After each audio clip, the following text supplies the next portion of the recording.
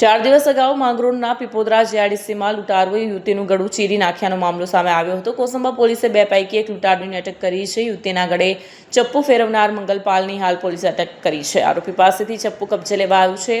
Blue નાયક નામના ઈસમને પોલીસે wanted જાહેર કર્યો છે. ભોગ બનનાર યુવતી જીઆઈડીસીમાં કામે જઈ રહી હતી. તે દરમિયાન બંને આરોપીએ રેકી કરી યુવતીને અટકાવી 85,000ની કિંમતનો મોબાઈલ ફોન ઝૂંટવી લીધો. જોકે યુવતીએ પ્રતિકાર કરતા મંગલપાલ નામના ઈસમે યુવતીને ગળે ચપ્પુ ફેરવી દીધું. યુવતીએ બૂમાબૂમ કરતા લોકો એકઠા થઈ ગયા અને મંગલપાલની પકડી પોલીસને સોંપ્યો. આરોપીનું મેડિકલ કરાવ્યા બાદ હાલ પોલીસે તેને અટક કરી કોર્ટમાં રજૂ કરવાની તજવીજ હાથ ધરી છે. કોસંબે પોલીસ સ્ટેશન વિસ્તારમાં એક લૂંટની ઘટના બનેલી.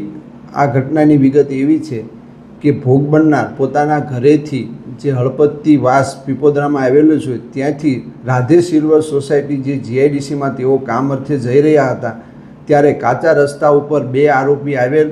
તેમાં એક આરોપીએ મોબાઈલ લૂંટવાની કોશિશ કરેલી.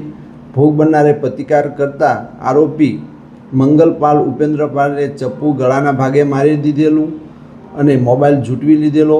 ભોગ બનનારે બૂમાબૂમ કરતાં પબ્લિકના માણસો ભેગા થયેલા અને આરોપીને પકડી રાખેલ અને ત્યાર પછી સ્થળ ઉપર પોલીસ જતાં તેને સોંપી આપેલ અને આરોપીનું મેડિકલ કરાવી આજરોજ આરોપીની વિધિવત રીતે ધરપકડ કરેલ છે તથા અન્ય આરોપી જે બુલ્લુ નાયક નામનો હોય તેની પોલીસ શોધખોળ કરી રહેલ છે. ટૂંક સમયમાં આરોપીને પકડી લેવામાં આવશે. સાહેબ, શું કબજે લેવાયું છે? ભોગ બનનારનો મોબાઈલ જે એપલ કંપનીનો હોય કિંમતી તે કબજે કરવામાં આવેલ છે તથા આરોપી પાસે જે ચપ્પુ મારી દીધેલું તે ડિસ્કવરી પંચનામું કરી તે ચપ્પુ પણ કબજે કરી લેવામાં આવેલ છે.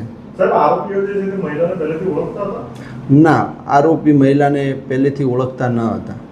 સાહેબ, રેકી કરી કઈ રીતનું હતું?